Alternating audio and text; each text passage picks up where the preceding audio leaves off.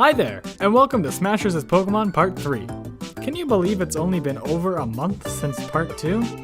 I can't. I hope you understand, this stuff does take a lot more effort than our usual episodes, so it takes a lot more time as well.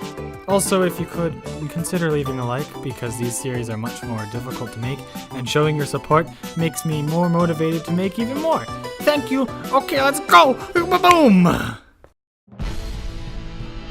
Palutena! Now we're cooking with cannon. Palutena is the goddess of light, and has been shown to excel at literally everything when it comes to combat. As long as she's miles away, that is. As shown multiple times in the game Kid Icarus Uprising, she's pretty weak in close quarters. Her abilities are Serene Grace and Telepathy. They both feel pretty self-explanatory, but Serene Grace is there because she's a serene goddess and such. And Telepathy is there because she communicates with Pit the entire game with telepathy. Her typing is Fairy Psychic, since she's the goddess of light. We've already associated light with fairy, and because of her telepathic and teleportation abilities, this typing only fits her more than anyone else on this entire roster. Marth! Marth is a speedy swordsman you do not want to mess around with. In Smash, his specialty is zoning and the beauty of tipper attacks. Admittedly, range and zoning doesn't mean that much in Pokemon. Because of this, we'll focus on his Fire Emblem appearances rather, since they're both RPGs. In the most recent game, Marth has base stats that focus on speed and health more than anything. His attack is decent, as well as his defenses. His abilities are references to his appearance in both Fire Emblem and Smash.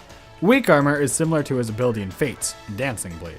Adaptability is more in reference to the Tipper. I wanted to make sure it got some love at least. Oh, and the Steel type, of course, is a reference to the fact that he has a sword.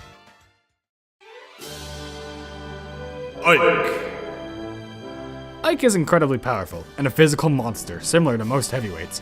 Given the almighty steel fighting type, he's not the character you want to mess around with.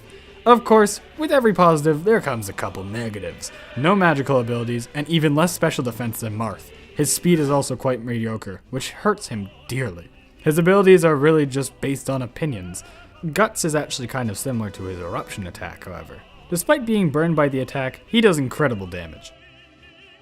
Sheer Force seems very fitting, as most of Ike's attacks are very linear. They don't have any added effect, and it's more of just simply racking up damage than anything else.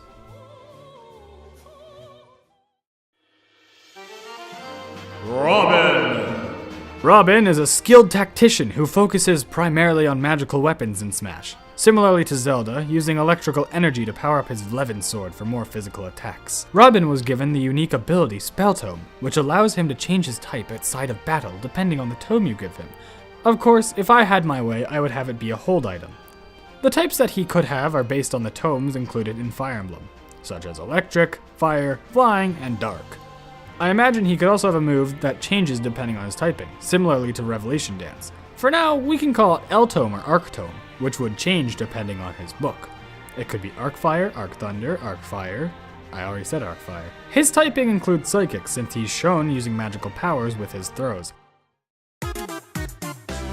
Duck Hunt. Oh, Duck Hunt, I'm sorry. He's sadly not the most fancy character on the market, both in general and in Smash 4. He's underwhelming and really just a dog with a duck. Nothing special. They've been given the normal flying type because the dog's normal and the duck flies. The abilities given were Sniper due to the mysterious third member of the trio, as well as Stall, which is just Duck Hunt in Smash. He's a very campy character with good special attack and high health. His defenses aren't all that great. However, his speed's alright as well. While I'm sure he'd be casually viable, I don't expect him doing much in a competitive scene. Also, I purposely made his stats super weird because in Smash he's a very weird character. Kirby! Kirby is pretty generic, sporting the fairy normal type, admittedly similar to Jigglypuff, except reversed. His stats are primarily focused on defense as well as decent physical attack. Other than that, he doesn't have much going for him. His ability is... Wait. Kirby! No! Stop! Oh, that's right. Kirby's ability is Copy!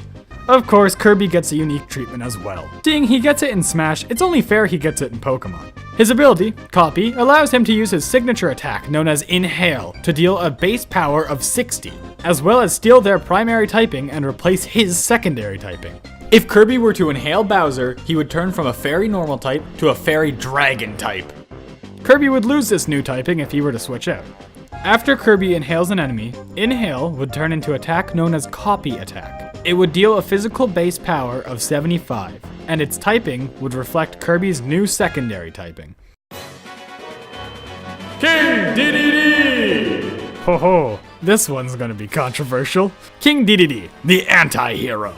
Fairy is associated with light and all things positive. Dark is associated with evil. Dedede has shown he has no side and is willing to go extreme lengths to take out Kirby, as shown in Revenge of the King from Kirby Superstar Ultra. However, he also goes extreme lengths to help Kirby. So what is it, King Dedede?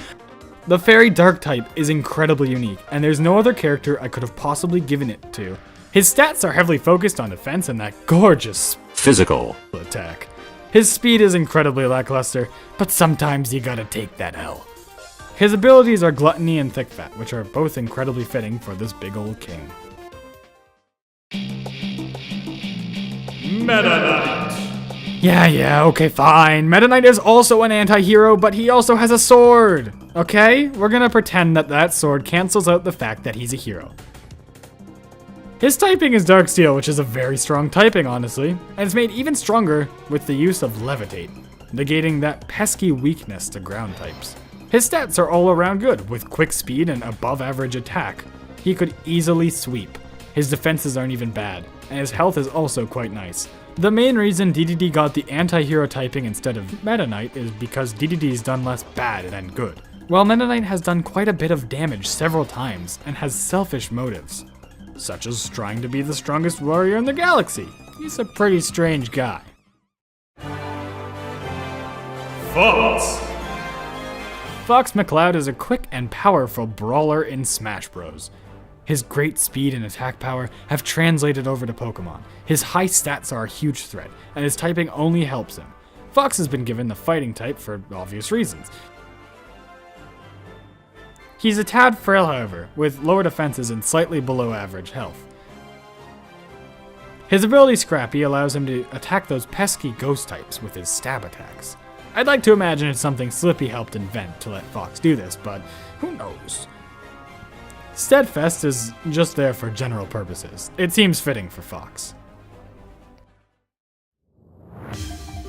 Falco! Falco has always been a bit behind Fox. Poor guy. However, that's the case here as well, especially in Smash 4. Because of this, I made a much more balanced character than Fox. However, he doesn't excel at anything in particular. Compared to Fox, his speed is a lot lower. However, he's got higher attack and higher special attack.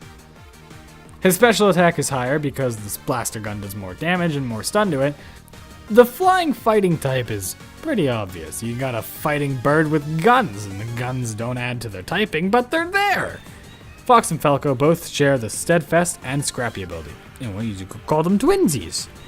Main reason Falco would lose to Fox is because of that speed, however. So that's it. Part 3 is complete, and we will see Part 4 within the next couple of weeks. I'll make sure to get right on it. I'm gonna hope to have this series wrapped up either late March or early April. We'll see what happens. Thank you so much for watching, and if you like Pokemon, feel free to click here, and guess what? Me and my friend Evan, also known as Nuzlocke Remix. Him and I are playing a Pokemon Sun randomized Nuzlocke, which is incredibly fun, and I do highly recommend that you check it out. Thank you so much for watching. Leave a like. Feel free to subscribe if you really want to. I don't care. Do what you want. Show some support. Show some support.